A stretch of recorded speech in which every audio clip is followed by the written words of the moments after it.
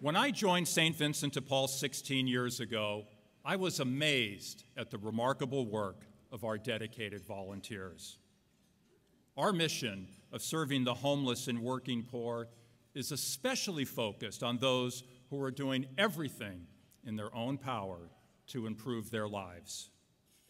For 65 years, we have served these individuals and their families without regard to race, creed, color, or religious affiliation. We serve them because they are our brothers and sisters, and they are in need.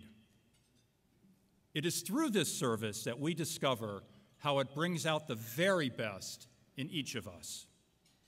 Those who are blessed through their compassionate giving, and those who are blessed through their grateful receipt. And while we are best known throughout Arizona for our dining rooms and for our thrift stores, as the executive director, I know us as a society who transforms more lives in more ways, utilizing more volunteers than any other organization. The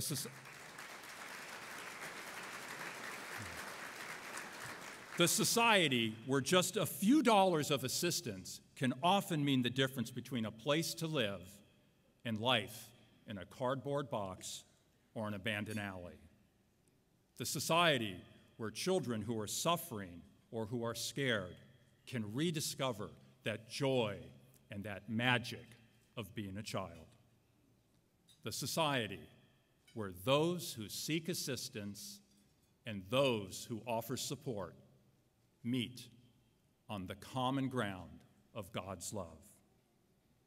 Indeed, we are truly the society with a view of the possible. This past year, we have struggled through difficult times. I've never seen so many men and women desperately looking for jobs, any job, but who are unable to find work. I've never seen a food shortage like we're currently experiencing in our 60 food pantries. I've never seen so many people who have all but given up, their dreams shattered. And what of those who lie beyond the reach of our outstretched hands? Those whom we are not able to help? We have set a special place for them this morning, and I direct your eyes to the center table. Imagine for a moment, just imagine Maria, a sixth-grade girl. Maria's teeth are so decayed, her classmates laugh at her. She will never participate in a discussion or answer a question, too afraid to speak, too afraid to open her mouth, too afraid to be a child. Our clinic was full when the school nurse called. Next to Maria, picture Tony, a man who was preparing to be a high school math teacher, one who would have worked tirelessly to give his students the chance to attend college. Tony will not be with us this morning. He left college to get a job to help his family pay its rent. Tony never had the chance to go back, as we did not have the funds to assist them. The next seat is reserved for Alan, the veteran who came home to start a career, but who couldn't find work or anyone to even look him in the eye. In the end, Alan lost the most precious gifts of all, his dignity and his hope. Ozana Manor had no openings when Alan sought help. To their right and to their left, men and women who, just like us, long for a second chance, all of them victims of our limited resources. That finite treasure chest of possibility that we, as a community, have a power to make infinite. You and I know the reality of the economy, of the need, of the scarcity, but the reality doesn't know St. Vincent de Paul. This isn't about causes or poverty or hunger or health care. This is about people. They have faces and they have names. This is about Maria and Tony and Alan and others. And while the practical person within us might say, we simply can't help everyone, Our hearts tell us otherwise. So we fight for these people. We never give up. And this morning, I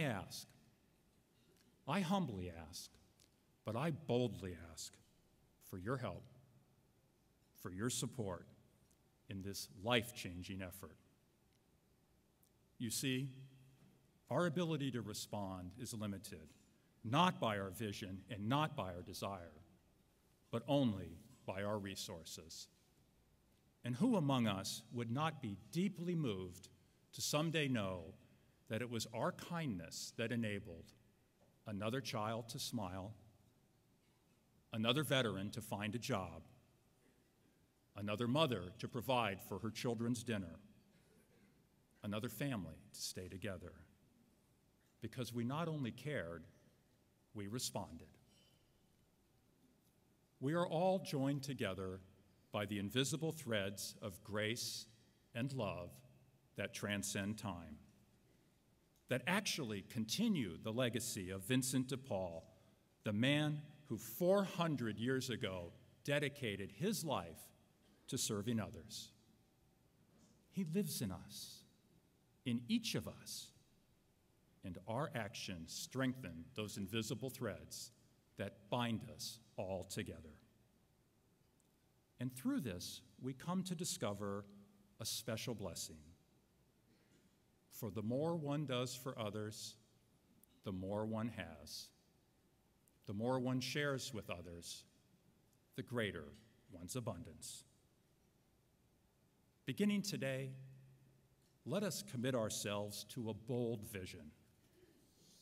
Let none be lost. Let none.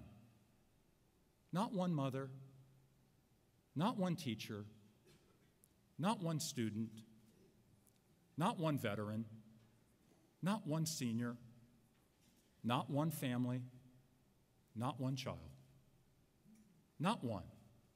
Let none be lost.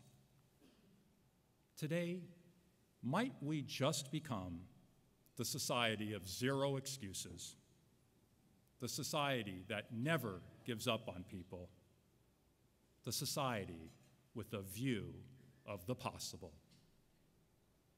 Indeed, is this not our destiny? Is this not what we were created to do? God bless.